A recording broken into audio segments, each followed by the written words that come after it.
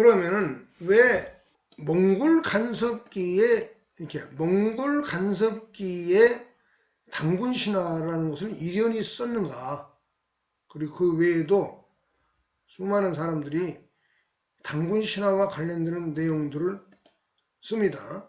그래서 몽골 제국, 그러니까 중원의 당송 변혁 이후에 중원이 쇠퇴하면서 그 뒤에 거란과 여진과 몽골이 흥기하면서 요나라, 금나라, 원나라가 서고 원나라는 아예 집어삼켜버리죠. 그리고 이러한 유라시아 대제국을 건설하려는 상황에서 이게 한반도도 이 몽골 간섭기에 들어가는 겁니다. 그래서 한쪽 편의 지식인들은 바로 이러한 국제정세의 변화와 타협하면서 당군 신화를 어디선가 이렇게 그 당시까지 있었던 사설을 종합한달지 또 상상력을 적당히 가미한달지 그러면서 당군 신화를 만들어냈지 않았나 그렇게 보고 있어요. 그것은 당군 정체성을 바로 뭐냐면은 자기 정체성으로 수용할 수 있는 외교 국제 환경이 조성됐다. 즉 몽골 제국이 대륙 당군 조선의 부활이었다. 이렇게 파악하고 있다는 거죠.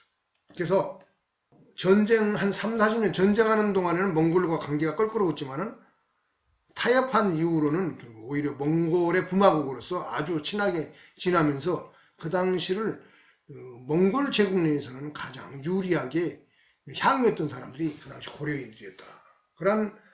그걸 향유하면서 자기 정체성을 일정 정도 몽골에 대해서 저항적 성격도 있으면서도 리더라고 좀 정체성 공유하는 측면으로서의 역사설을 만들지 않았나. 그게 바로 당군 조선의 얘기라고 저는 보고 있습니다. 그러니까 중원이 몰락하고 북방이 흥기하면은 당군 조선의 정체성이 부각되기 부각한다. 부여가 부각되는 거죠. 요즘 위서로 비난도 받고 그러는 환단국이랄지 규원사화는 바로 부여와 당군 세계에 대한 얘기입니다. 그건 뭐냐면 중원의 몰락과 밀접한 관계가 있습니다. 중원의 몰락. 근데 그러면서도 경상도의 사람들은 남송의 성리학을 열심히 받아들였다. 이게 이중적인 모습이 고려 말에 나타났다는 것을 알 수 있습니다. 몽골의 간섭기에 안양을 통해서 경상도의 엘리트 지식인들이 남송의 성리학을 열심히 수용하면서도 다른 한편에 제왕기랄지 이련의 삼국유사라지 이런 것을 씀으로써 당군 조선과 부여에 대한 정체성을 동시에 확인하려는 이런 엘리트들의 대립이 좀 존재하지 않았나. 그리고 조선으로 완전히 성리학 세계로 바뀌면서 그 세력이 후퇴하죠. 그러니까 당군 사당은 남겨놓긴 하는데 그렇게 부각시켜서 띄우고 그런 행동을 조선시대 내에 별로 하지 않습니다. 당군이 다시 부활하는 시기는 또 보면 일본 제국이죠. 청조가 멸망하고 일본 제국이 동아시아를 제패할 때 이게 백제의 해상 제국과 유사한 거라고 제가 이전에 설명했죠.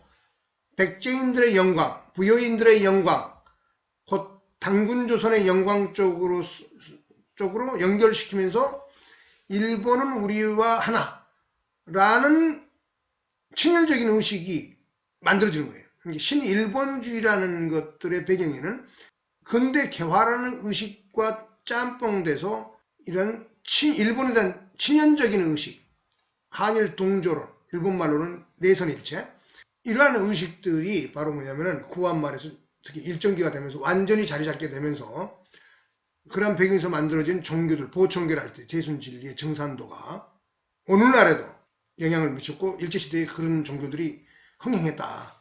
이렇게 볼 수가 있는 것입니다. 그래서 일본 제국은 보면 중원의 몰락과 다른 세력의 부상. 근데 그 세력이 고대의 부여 세력의 후예. 일본은 부여 세력의 후예라고 봐야 됩니다. 그 부여는 그 당군조선으로 연결되죠. 그러니까 일본에 대한 저항적 성격의 한국인에서의 정체성, 독립성도 강조하지만은 동시에 일본에 대한 친연성의 성격을 갖고 있는, 그건 편성이라 하는 거고, 동시에 너는 그러기는 하지만은 나는 한국인이야, 한국인의 정체성. 그런데 탈기자화 되는 거죠.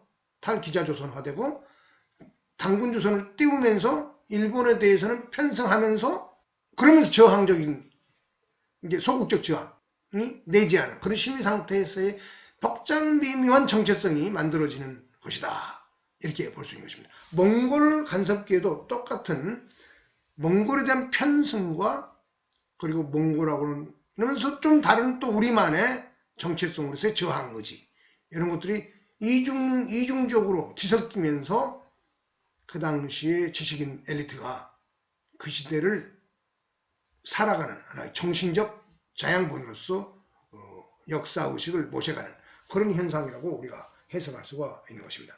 그러니까 일제시대에 그 친일파라는 사람들의 의식 속에는 이러한 역사의식이 많이 상존했다. 이렇게 우리가 좀 상상력을 그리고 실제 연구해보면 실제 그림이 나타납니다. 좀 이따 그거 보여드리겠습니다.